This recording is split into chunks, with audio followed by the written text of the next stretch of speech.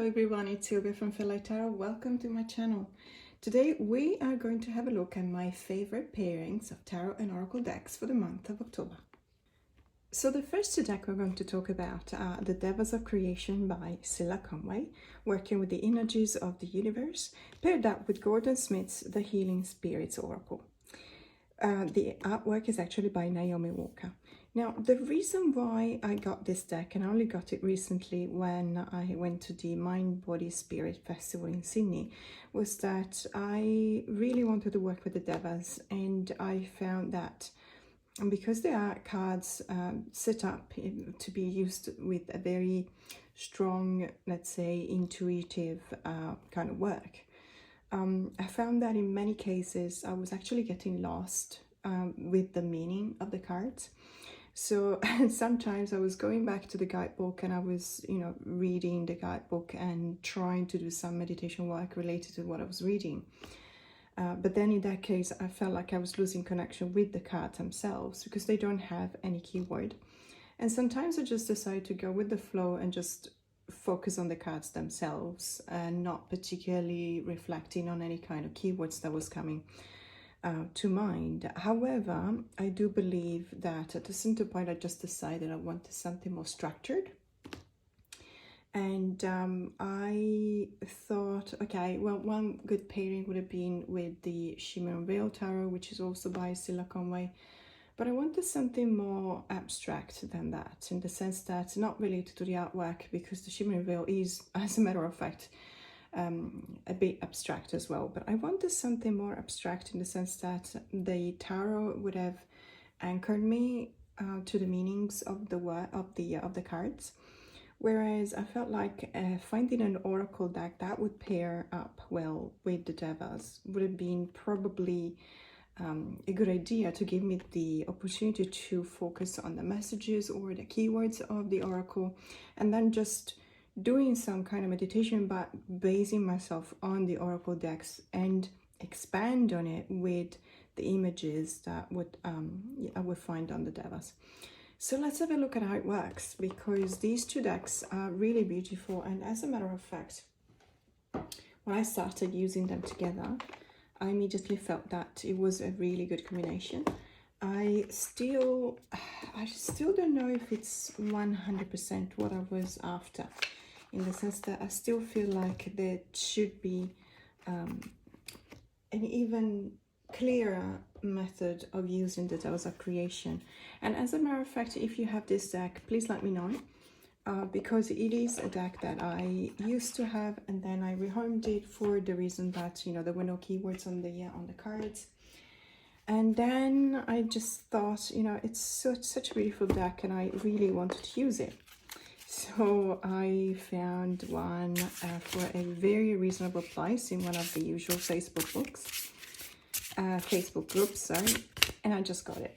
And I really like it, but as I said before, I still think that there should be some kind of point of focus that I need to rely on, and then expand that view. So let me just give this a shuffle, because I have been using it quite a fair bit.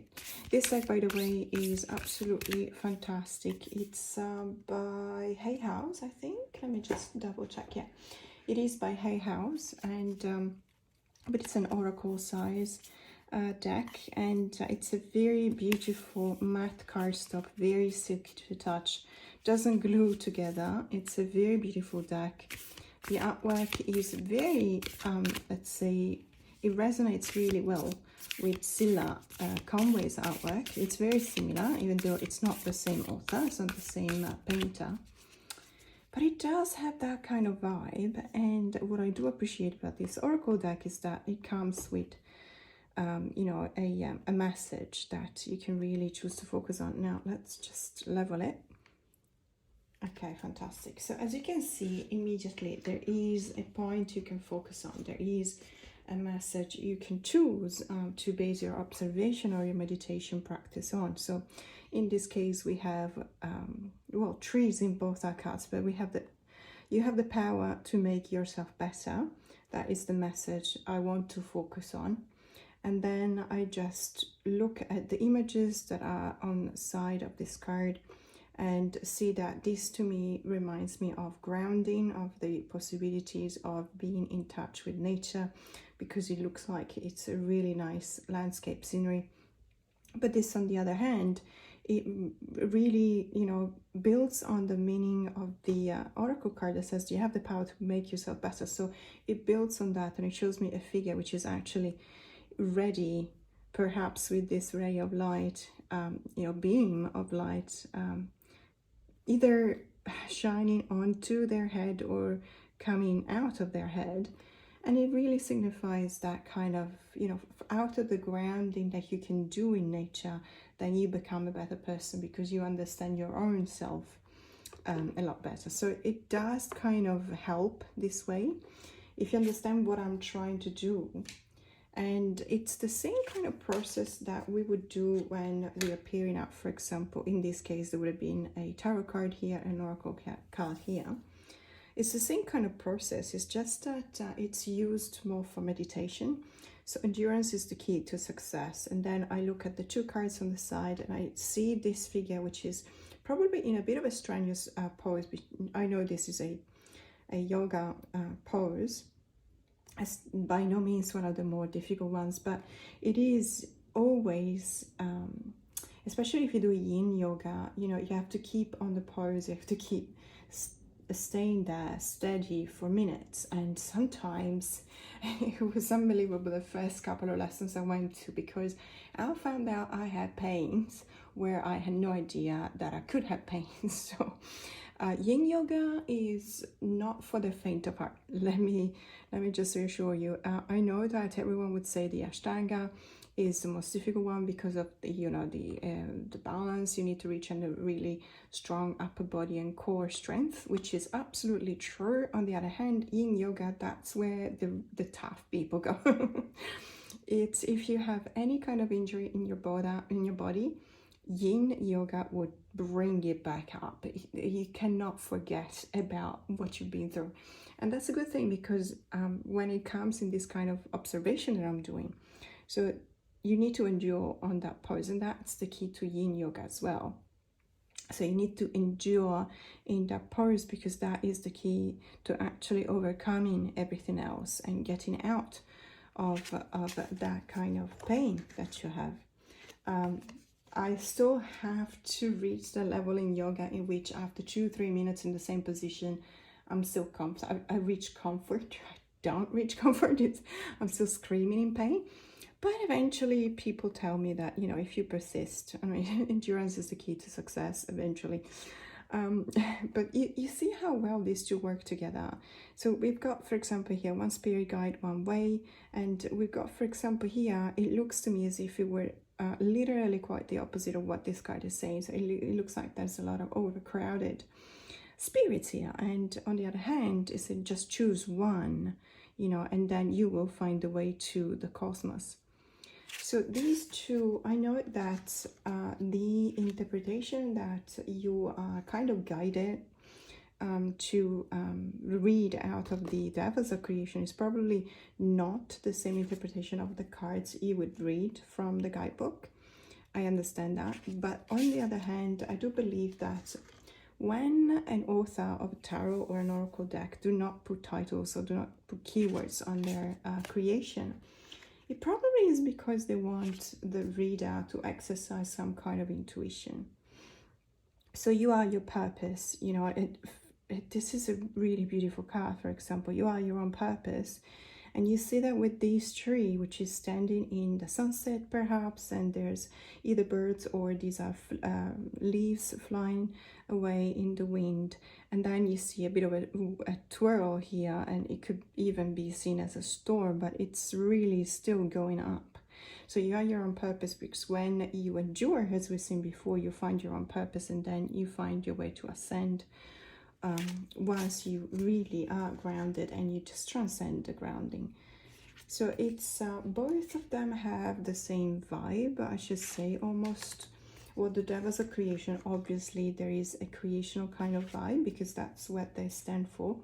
But the Healing Spirits also give me the vibe of a deck that really wants you to transcend something. It's just a deck that takes you from one spot to another with the help of not just the visual artwork, but also, you know, the sentences at the bottom. Your soul will find those you are meant to experience life with.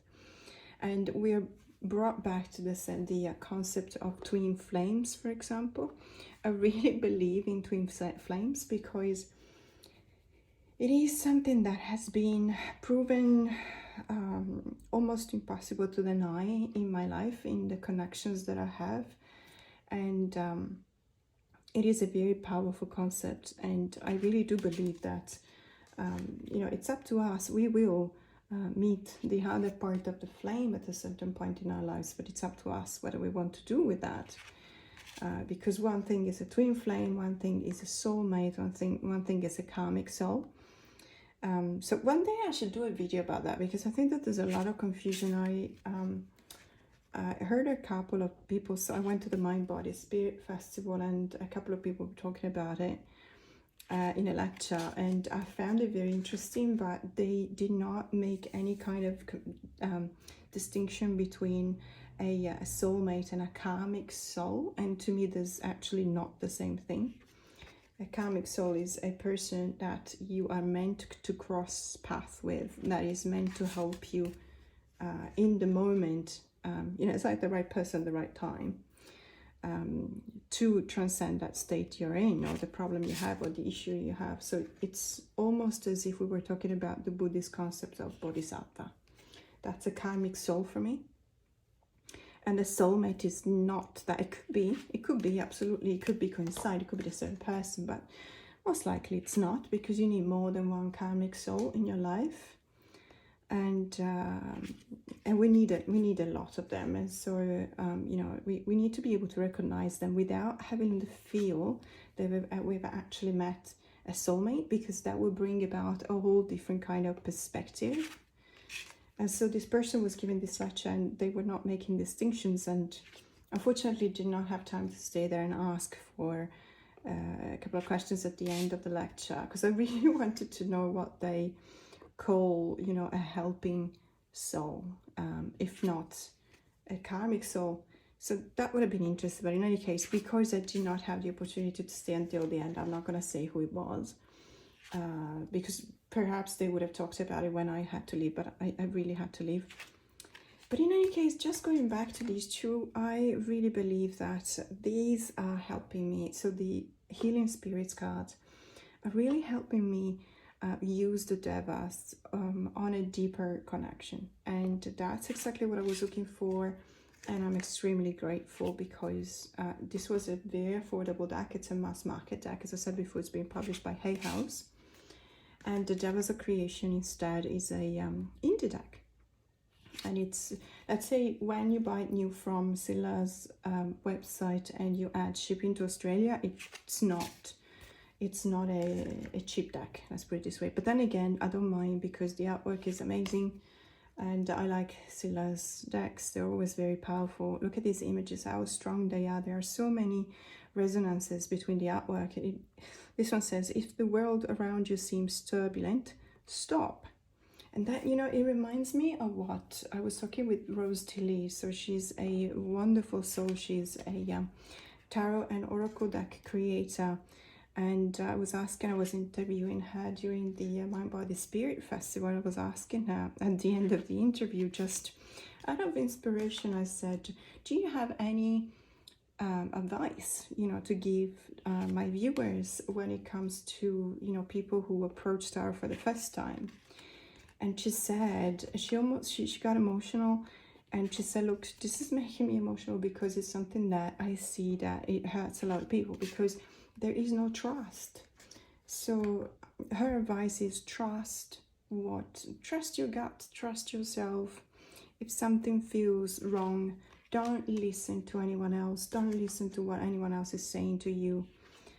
Trust yourself, because that's you're the one person that will know if something is right or wrong. And I found out that was extremely valuable as you know, as advice, and I thanked her for that, because it was really nice for me as well.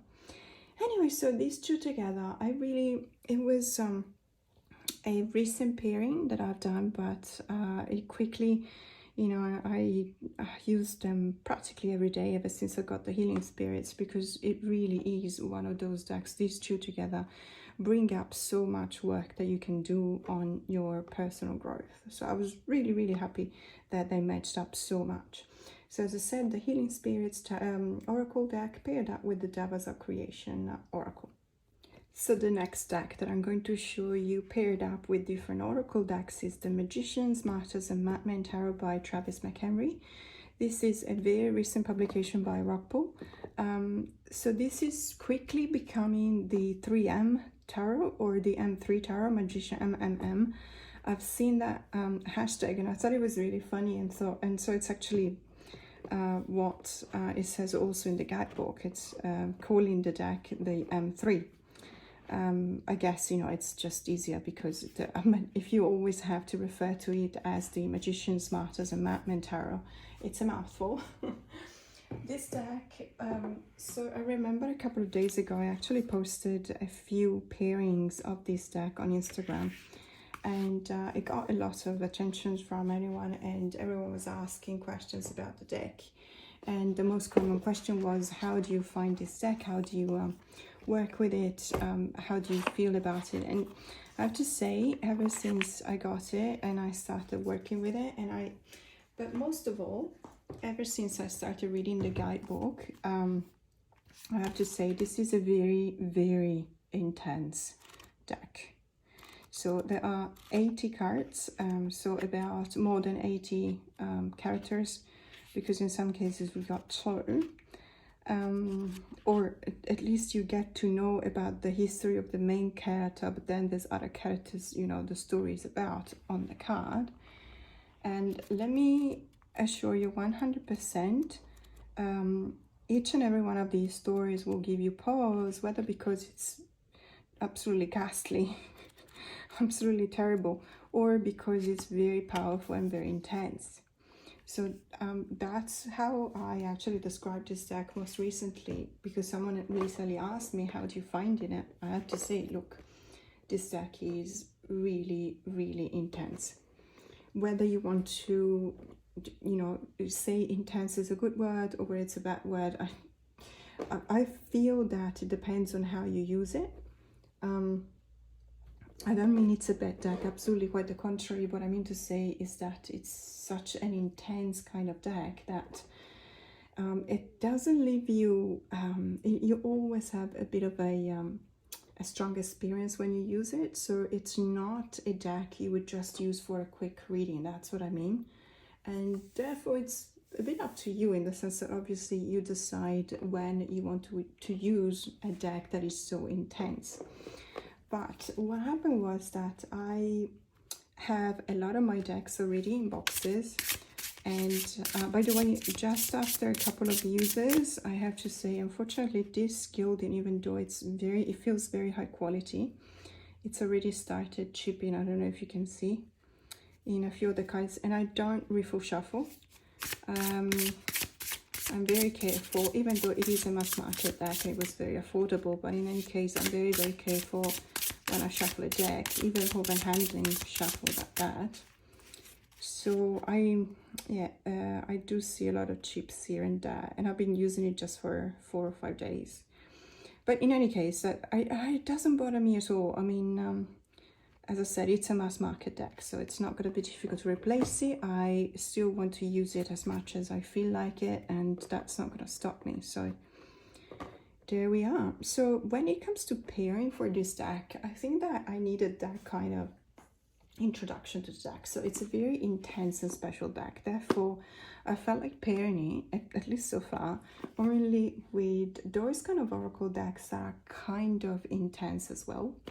And I know that generally speaking, I will probably go for a different kind of effect. I will probably try and find the opposite of intense, just to see whether the two decks could be complementing each other. But in this case, I just went with the flow, because that deck is practically asking you to be used as an to be perceived and to be appreciated as a very powerful and intense and special deck, also for shadow work, for dark work, and therefore trying to trick it into becoming softer, even though it does work for other decks. I don't feel it would work for this one. In any case, this is just an observation that I have now, which is, you know, in the month of October, and this is the month in which everyone feels much closer to the veil. Perhaps if I look at this deck in a different season, I will have a different experience. I'm not discounting that. It could be,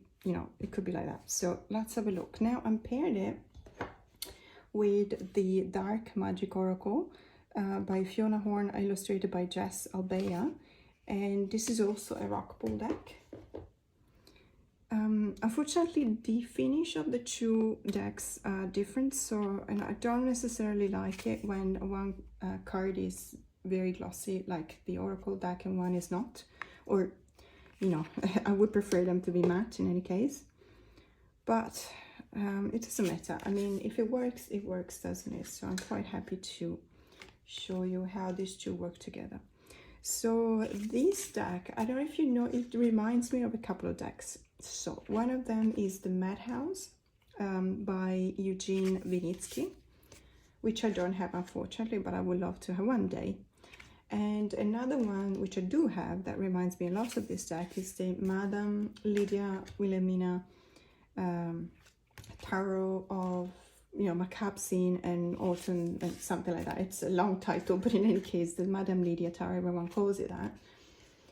And that one I have, and also reminds me of the Hush Tarot by Jeremy Hush. If you have that one, I think it's US Games. They do really have the similar kind of vibes, especially the Madame Lydia. However, so I think that the strength of this deck is not on the aesthetics, but in the guidebook, in the sense that when you get to see, my goodness, okay. So it's just that I read this page of Bridget Bishop, and I had never heard of her before. And then I read the story, and it's just not, yeah. Some of these cards are really, really dark. So that's what I want to say, that it's, or the stories, not the cards themselves, because obviously the symbology is the same. The one that we used to, you know, when we deal with an RWS, of course, the Suit of Swords is quite intense, and you wouldn't expect it otherwise. But what I mean is that the stories behind these people, I don't want to say disturbing, because there's a lot of it. It may feel disturbing, but there's a lot of illness. There's a lot of mental illness in some of the figures that appear in this deck. And so to me, it's not madness, even though it is called the Madmen Tarot. It's not madness, it's just a lot of illness and pain, because madness comes after an illness or during an illness. Madness itself is an illness. And so to me, there's a lot of pain. There's a lot of pain in this deck, in the stories of this deck. But that, ironically, is also what makes this deck so special and so unique. And that's one of the reasons why I'm actually pairing it up with a darker kind of oracle deck. Because I believe that in this case, you're really surrendering yourself to this really strong and intense shadow work that you can do with these two decks together. So what happens when you use a deck that is so, let's say, overwhelming, like the M3 Tarot? Whatever oracle you're going to pair it up with, and I'm going to show you, for example, the, let me see. So let me show you the pairing with the Seasons of the Witch Samhain Oracle by Lorianne Anderson and Juliet Diaz, illustrated by Jada Rose. This was the first installment in the whole series, and I have to say, everyone was so disappointed, mind, body, spirit, because Rockpool did not have the in bulk deck. We all thought they would have, but they really insist on, they really stick to you know, relegating Australia to the last country.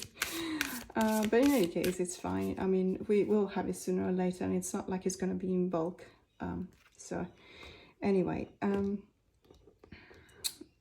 So let me show you, let me talk about this, because this is an important subject, and I just want to zoom in because I realize that there's a bit of an orangey light that may actually kind of make it look like the deck has got different colors than what it actually does. Let me see if I can actually switch this off. Yeah, it's a bit better, isn't it? Okay. So what I wanted to say about this is that when you're working with such a strong tarot deck like this one, you have two possibilities. You either choose to work it with, you know, having shadow work in mind, so to bring to the surface whatever it is that you keep in the shadow, and then once you bring it back to the surface, you assess it, and then you decide whether you want to keep it and nurture it because it's something that can actually be something in your favor, or you want to release it because it's something you don't need anymore, you no longer need. And that's one way to work with the shadow work. But another work, and I do not recommend it to beginners, in the sense that I only started doing that when I felt that I needed that, and I'll explain what I mean with that. So I have a very strong personal experience, very direct personal experience with mental illness, and that's because my dad was suffering from a disorder which is called paranoid schizophrenia, and he was subject, unfortunately, to very frequent, especially in the last 20-30 years of his life, psychotic breaks. But he had psychotic breaks even when I was a little girl. So at the beginning of my life, growing up in a family that was a bit different, you know, it was almost kind of an adventure for me. And I'll explain why. Because at the beginning, you're open to any kind of notion that comes from your parents. You believe them no matter what they tell you. And so my dad has psychotic breaks, and because of his mental pain, you know, he was always saying that our neighbor, for example, was a spy from the Russians, and obviously it wasn't true. But what happens because of that? So we had to keep all of the windows, for example, that were facing that side where the neighbor was. We always had to keep them closed, all of the curtains closed. For example, if I had to go out of our house and go in that direction, so he was our neighbor on the right side of the house. If I had to go to a direction out of the house, I always had to turn left, even if, you know, I would have had to turn right. I was not allowed to cross in front of them. So basically, I had to turn left, go one block down, and then finally be able to turn right. And that was something that, I know that it sounds really weird, but he was in so much pain that he really believed that. It wasn't some kind of a hallucination. So that's the pain that goes with that kind of magnitude of mental disorder. So you really believe that. A psychotic episode really leaves you completely exhausted and distressed, because you really do believe that you went through a really terrible ordeal, and you know, it doesn't even occur to you that it's not true, that what you believe is not true. It is, as a matter of fact, it is one of the most difficult disorders to cure. In the meantime, I just want to draw your attention to the fact that these two are perfect together. Sorry. So it's very difficult to cure, because even when you do therapy, when you go through a therapist, well, first and foremost, people affected by paranoid schizophrenia and psychotic episode will not generally go to a therapist, because they think that they don't need it. They think that, as a matter of fact, they are their own enemies, obviously. You know, it's you against them. And so obviously it's very difficult to convince them to go to therapy. But in any case, what they will do at the end will be to just appease you and just say, yes, you're right. I do recognize that that is not true, and our neighbor is not a spy from Russia, and he doesn't mean any harm to my daughter, etc. They will say that. They will say that just because they are so convinced into their own outbreak, into their own delusion, unfortunately, that they really do believe that if you don't say yes, for example, then really bad things will happen. And you know, it's the enemy, so you have to do whatever it takes to justify the enemy. And I remember when I was little, obviously, you know, it was kind of an adventure for me, because imagine you tell a 4-year-old girl that your neighbor is a spy from Russia. Of course, it feels like an adventure. But then I grew up, and then I noticed my mom being really miserable before she got ill. And, you know, you start understanding these things, and you start feeling as miserable as you can get, because you want to be angry at someone, but you can't be angry at him, because you immediately see how much pain he's in. And I just remember once I was in South Africa on a holiday with my husband, and he called me, and he was convinced that I had been kidnapped and sold as a slave. And my husband just, he had to, you know, in his best Italian, and he doesn't speak Italian. And my dad's English wasn't very good, so he wasn't believing me. He was saying, no, you put Steve on the phone, and Steve had to say, no, we're in South Africa, we're not, you know, nothing happened, we're in South Africa. But he just didn't believe it, and I had to actually cut the holiday short, because he just wouldn't he wouldn't find peace. He was distraught because he was convinced that I had been kidnapped. So you can imagine the amount of pain that he was in, obviously. So to go back to using this deck, the reason why I brought that up is because sometimes you have to, and again, I don't recommend it to beginners, but you have to be able to set yourself to descend into the abyss of these minds. Because I feel that, generally speaking, there is not enough knowledge about mental illness in the world. And unfortunately, persons like my dad, for example, had a really painful and miserable life, because he was never helped in the way that he should have been. Because, of course, he was seen as a madman, he was seen as a, you know, a nut job, and people tend to shun people like that, and people tend to be aggressive towards them, and people tend to be upset. The problem was that he was in pain. It was a sickness. He wasn't a bad person. So if he had received the help that he deserved, then, you know, I'm sure that, I don't know, because there's not much cure, I can assure you. Even when in the last 10 years, for example, I had successfully spoken to a psychiatrist about it, and he was taking antipsychotic medication. Unfortunately, the side effects were so harsh that he wasn't taking it. I remember waking up in the morning and finding the pill, the tablet in the bin, because he probably pretended to take it, and I spit it out.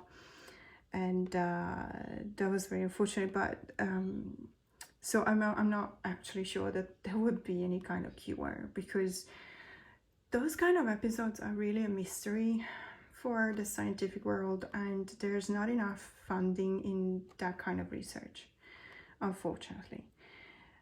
But what we can do is, I believe, we can sensitize people. We can talk about our experiences, especially as a person, as a daughter of someone with such a disorder. I can speak openly about it, because the period in which it was really painful for me to talk about it is gone.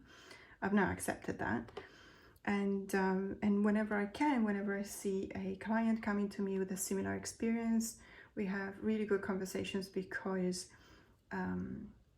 I can actually relate to the pain of someone living with someone with such a debilitating, really, mental disorder. And I can assure you 100% that this deck gives you the possibility to get more acquainted with the pain that comes with mental illness. Not just, you know, the awareness of it all, not just the fact that your life is never safe. I grew up believing that I was never safe, simply because my dad told me that I wasn't safe. And even when you know that that's not true, that's not reality, you still feel that you're surrounded by really anxious people that are worried that you're going to be kidnapped any moment, and so that it's not very conducive of a relaxed environment, and I can assure you that. But I do believe that if we spread awareness, then we can actually achieve something, and we can, first and foremost, we can remove the hatred. Okay, we can remove the sense of hatred that we sometimes feel around people with this kind of mental disorder, because you cannot hate someone who's sick. You just cannot hate that. You can't, because it's sickness. You can't be upset with them, and it took me years of therapy to understand that. And now that I do, and I miss him dearly, and you know, and I hope that he's okay now, and every time I dream about him, he's fine, he's with mom, so obviously he's okay, but he's also very relaxed, serene.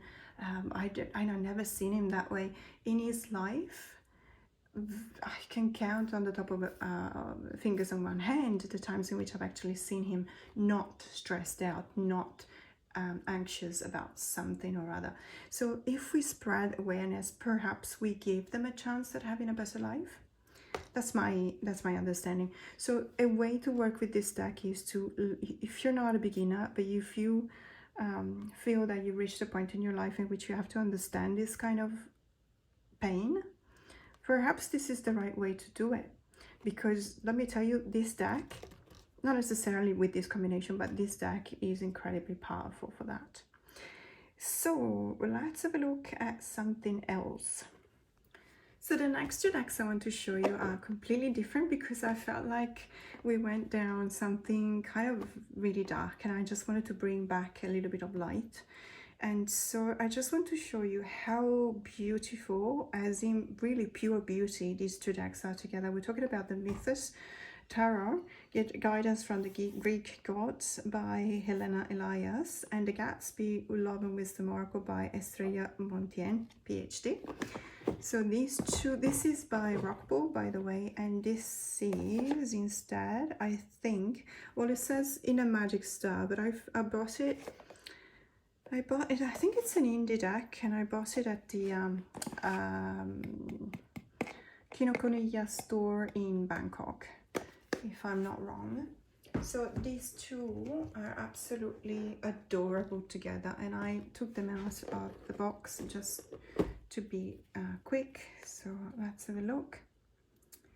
Now, the Mythos Tarot is not necessarily my cup of tea, generally speaking. I was talking about it, I think, in one of my videos when I did the unboxing, because there's a lot of close-ups, and I do appreciate close-ups, let's say, on major arcanas, but when it comes to minor, and court cards for sure, but when it comes to minor arcanas, I kind of want to see a bit of symbols around them.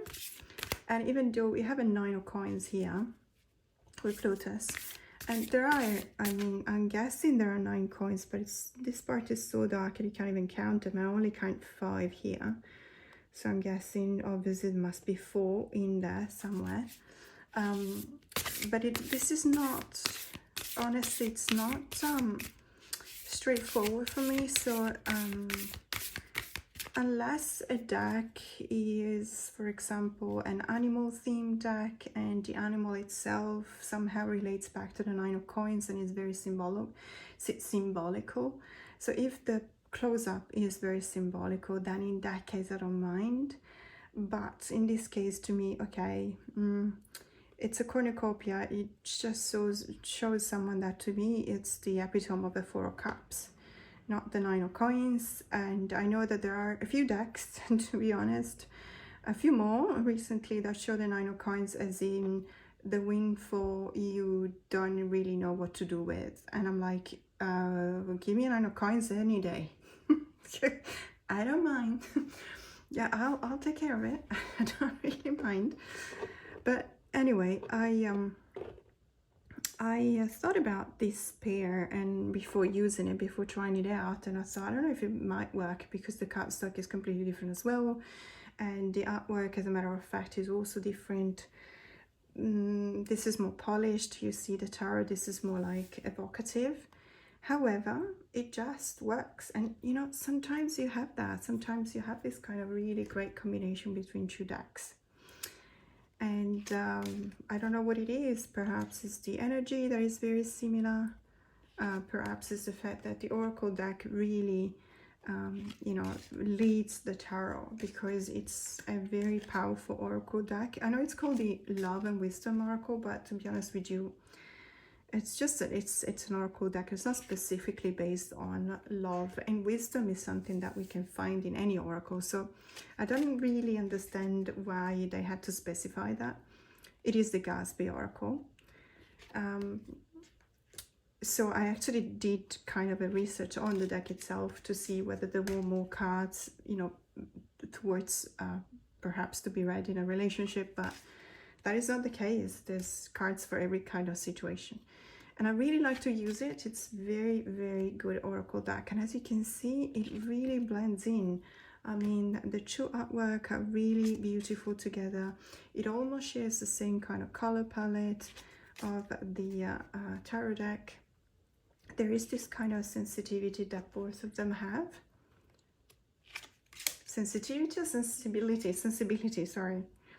And I really, really enjoy it when I can find something like this, when something like this actually, you know, jumps up to be a really good combination, because it is indeed complementing both of the decks. So in my experience, when there's a deck that really doesn't have a lot of symbols, a lot to talk about, a lot to look into, but you just have close-ups, you can focus on the expressions, if they're humans, for example.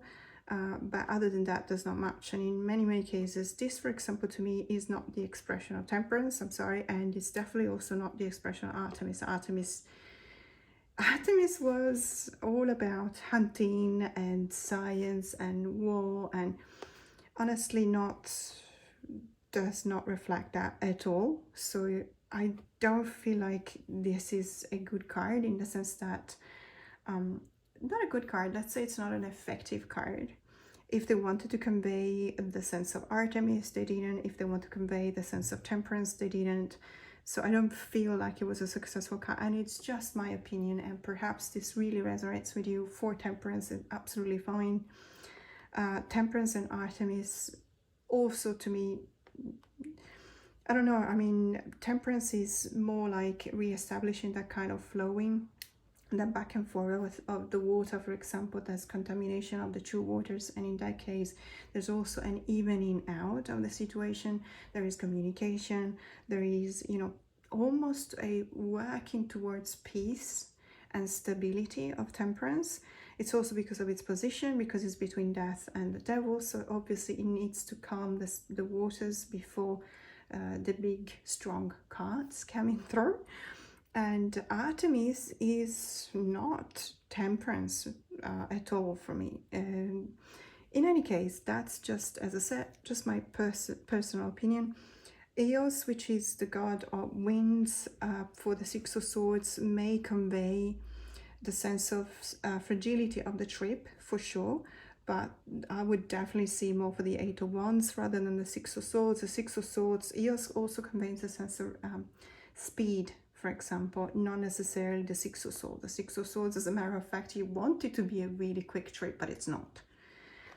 So what I mean with this is not to bag the tarot deck, which is really beautiful. I'm just saying that it really needed this kind of focus that is brought about by the oracle to just, you know, to work, because we've got, for example, awakening between the devil and the Nine of Swords. Perhaps you are a slave of your own anxiety and worry, and it's really playing with you. It's just thriving on making you wake up and this desperate at 2 a.m. So you need to awake, find the wisdom within. This is working perfectly. And as like these ones, this is just an example, but I can assure you each and every one of these cards would just work really, really well. So we've got patience with the Sun and the Ten of Cups, absolutely. So we've got the this kind of trust that we need to establish in the work of patience. Patience always brings in results. We've seen before, for example, endurance is the key to success or something like that.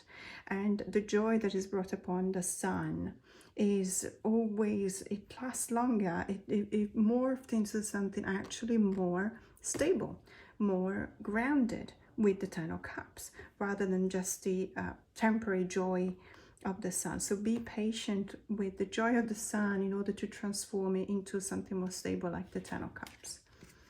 As you can see, it gives you the inspiration to talk, you know, about the situation. It talks about anything that related to life. And on the one hand, you know, you use the tarot and you want to use it because it's really beautiful and because it pairs up really well with the oracle, and you want to use the oracle because it is a very wise kind of deck. So these two, look at, even when you read the sense of direction, the directionality of the figures, you've got, you know, 3 figures breaking the 4th wall and looking directly at you, but all 3 of them have completely different and distinct kind of feel to them. This is not judgment to me. To be perfectly honest, and I don't want to sound like I'm actually condemning this deck, because I'm not. As I said, it's really beautiful, but it's the kind of beauty that stays there and doesn't do anything for me. So it's a beauty of aesthetics, and it's a beauty that I like to look at but not necessarily work with. And if I hadn't found this pairing, I would have reowned this tarot deck, because by itself, there's just close-ups for me, and the close-ups don't have, many of these cards don't have the right expression. They have a right expression, but not for that card. So this is not rest to me at all. And this is not, the 3 of Wands is when you set your wheels in motion. This person is actually stuck. So I don't know, it's a pity, because and as I said, again, just very personal opinion, and I'll just repeat that. You know, risking boredom, but I really do appreciate the beauty of the deck. It's just it doesn't work for me. With the oracle, it works wonders. With the oracle, it's absolutely perfect. So I'm really pleased that I found this combination, because it saved the deck. Well, there you go. So let's have a look at another couple of decks. So the next pair I want to show you is a really fun one, and it's, let's say, it involves a deck that I'm very proud that it's finally into my collection, the Vampire Tarot by Natalie Earth, sorry. And I'm pairing it up with the Witchy Oracle, which is very recent. This is by Laurie-Anne Anderson, who's also the author of the Season of the Witch Oracle series. But it has been illustrated by Olivia Burkey. I don't know how to pronounce that. This is the way it's spelled. So this is it's a very old deck by, I think it was printed in the year 2000. And it's by US Games. It's unfortunately out of print now. I'm really sorry about that. There is an unboxing video that I just filmed recently, because I was so very proud of finally having found this deck. This is a very recent publication by Rockpool. Let's have a look at how they feel and look together. So these are the backs. The reason why I'm pairing these two together is because it feels like the tarot, the Vampire Tarot, is actually really witchy in a way. I don't know if it makes sense. On the one hand, some cards remind me of the same vibe of the Tarot of the Cat People. Even though it's completely different, it's got a completely different theme, and also the author is not the same, so obviously they don't share the same artwork. But what I mean is that they have the kind of same vibe, and that's the Tarot of the Cat People is definitely a witch deck. So what I really appreciate about these two when I read them together is that, you know, the oracle, as always, it gives me the opportunity to focus on a theme, and then I just expand that theme into the tarot cards that are on the side. We got salt with boundaries, for example, between the Three of Cups and the Three of Pentacles. Now we know, numerologically speaking, the 3 is the number of growth, is the number that faces you after you have accepted that you're not single anymore, you're a couple, there's not one of you, there's 2 of you. And once you've accepted that, there is inevitable a growth that you know, gets out of the couple in many possible ways, whether it's a couple that adds, for example, a baby to the family, or perhaps, you know, it talks about a friendship, or it talks about project together. There's always a growth that involves more than two people.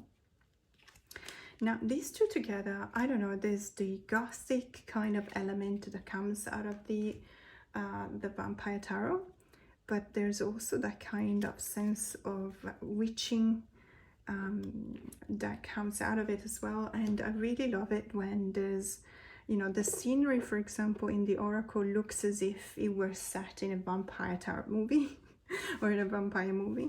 So we got the broken branch with a heartache, for example, between the moon and the sun. But if you look at the actual figures on the tarot card, you will notice that, you know, the sun is a card that traditionally is seen as the moment of joy. Not very reasonable joy, just a joy. But of course, being a vampire, you know, it's not such joy, because vampires cannot be outside with the light of the sun. They burst into flames. So obviously there is a certain theme going on between these three cards. Bewitched, you're under a spell, between the Four of Wands and the Nine of Cups, and perhaps that's, you know, is it a good thing or a bad thing? And being under a spell sometimes is actually considered being a good thing. So there's a Four of Wands that is referring back to the ceremony and the celebration of being indeed in a family, or having reached a kind of you know, communion that you wanted, and the Nine of Cups, which is a desire, a wish come true. So in this case, we're talking about a good kind of spell, being under a good spell. And, you know, going on, we can see how these two really, I think they really breathe together. They have this kind of rhythm that can be seen, you know, coming out, as I always do, first out of the Oracle deck, and then, you know, taking a different shape, or perhaps a more concrete, a more visually defined kind of shape in the tarot decks, in the tarot cards.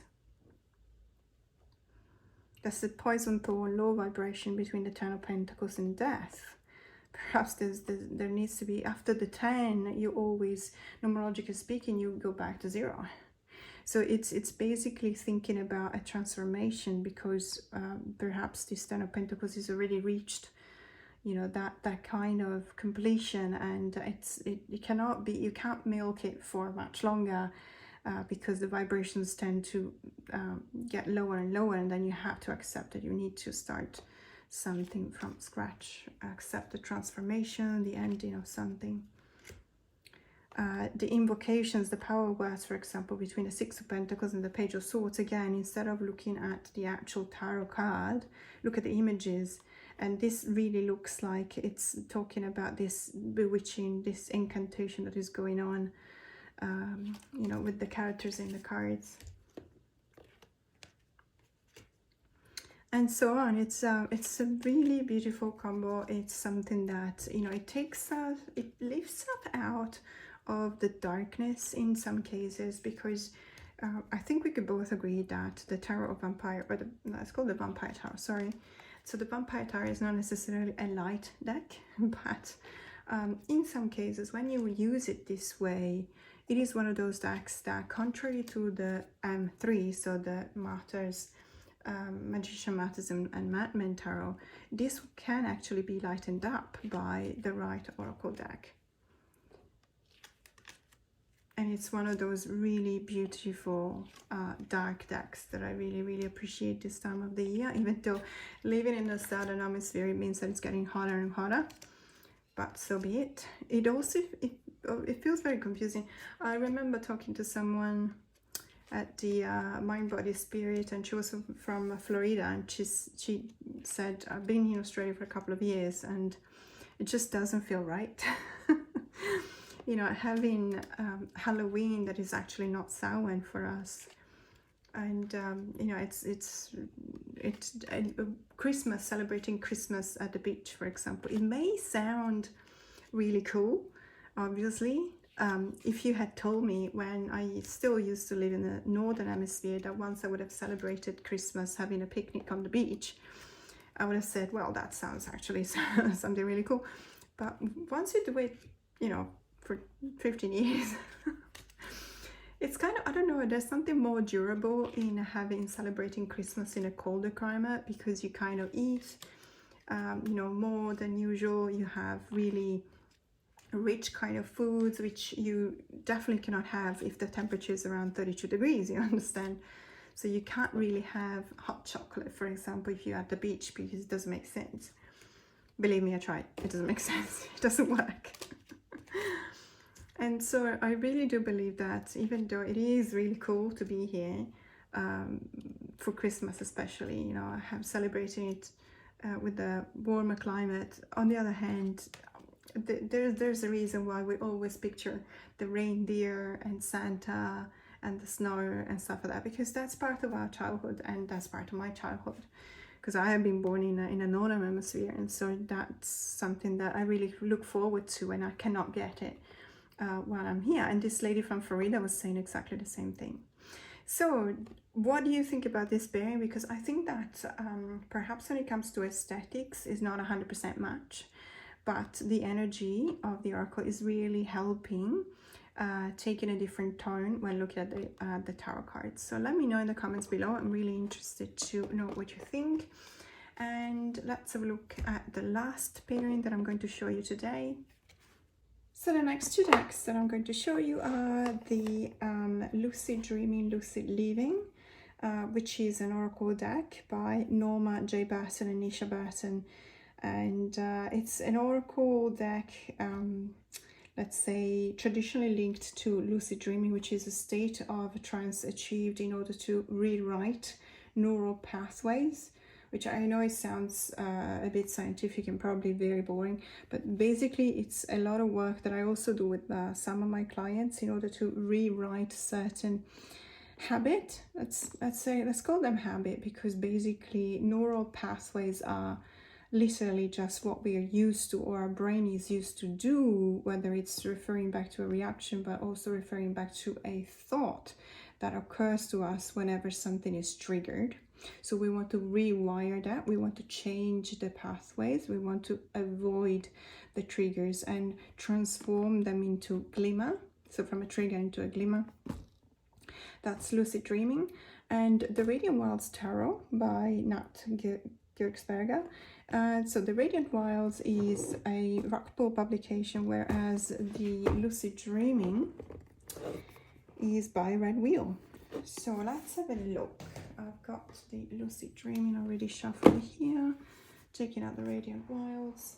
By the way, the Radiant Wilds has been really, I've seen it more and more recently, because there has been a release of the another iteration of the Moonology series by Yasmin Bolan.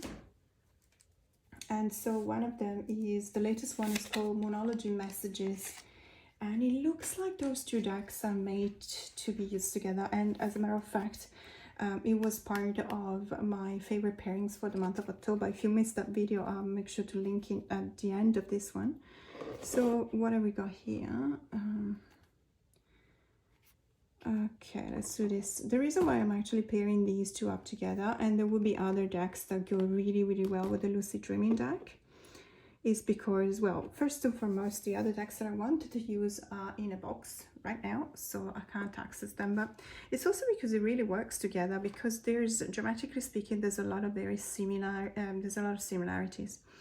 So when we do this type of work, and I'll try and explain it the best way I can, although without an actual example it's not that easy. So when you rewire your brain, what happens? You have certain neural pathways, and the most of the time, I think the easiest example is visualizing the itinerary that gets you from your place where you live, from your home to your place where you work. So you work, okay, from home to work. So say, for example, in a very simplistic way, you just have to get out of your home, take, for example, your car, and let's say you drive through 3 traffic lights, you take 5 turns right and 2 turns left. I'm completely brainstorming here, but this is a really cool example, I think, and it makes it easier to understand. You rewire your brain when, for example, there's an accident. Okay, so there's an accident, you're late, you really have to get, you know, to work on time. And so you find out that there's an accident after the second traffic light, and so you cannot do the usual route because it would take you, well, it will take you nowhere because there's an accident and you will be late at work and you can't afford that. So what do you do? And mind you, it needs to sound like a very dire situation, in the sense that we find ourselves in a situation in which we have to change.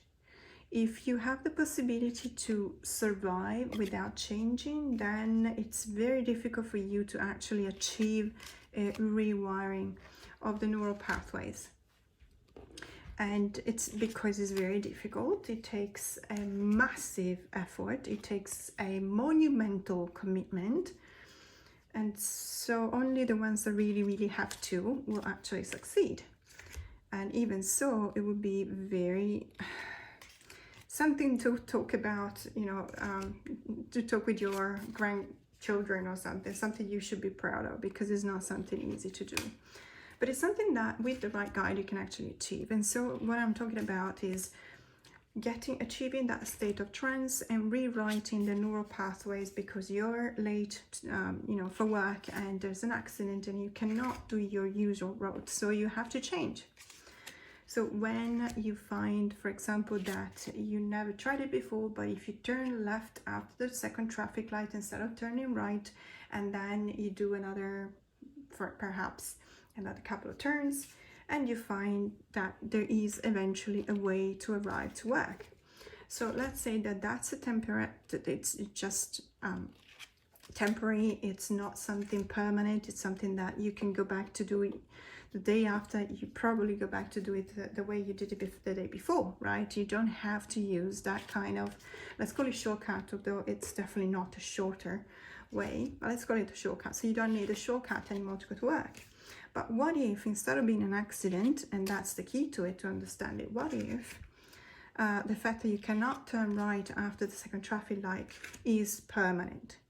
What if they completely closed off the street, or they're building something, they found a Roman burn, I kid you not, in Italy it's kind of, it used to be a bummer for everyone who goes to work, but in many places in Italy, especially where I was from, because it used to be, the city where I was born and around Venice in the area, it was even older than Rome, so you used to be able to find artifacts all the time. And not necessarily, you know, important ones, but you don't know that at the beginning. So if you find, for example, the foundation of a Roman house, you need to stop whatever you're doing. You cannot have any traffic going by. You have to stop, you have to dig, you have to do all sorts of things to, you know, preserve whatever it is that you found. So archaeologists in Italy had, or at least they used to have, a really good job. But let's say if you're going to work and you just really need to get there, obviously it's a bit of a nuisance. So you need to learn how to make sure that you actually find something that will replace, you know, what you used to do. So getting yourself from home to work, no matter how you reach work, it needs to be replacing what you used to be doing before. That's a rewriting or rewiring of the neural pathways. Obviously, there's a necessity. In that case, for example, that I explained, is a necessity because they found, I don't know, a mural that is from the Roman period. So obviously they can't have any traffic going by, etc. When it comes to examples of actual people that I've actually studied, there was this man from New Orleans, for example, who, following a stroke in his 20s, he lost sensitivity and use of his left arm completely. He had absolutely no use for his left arm, to the point that after 20 years, he was in mid-40s, he had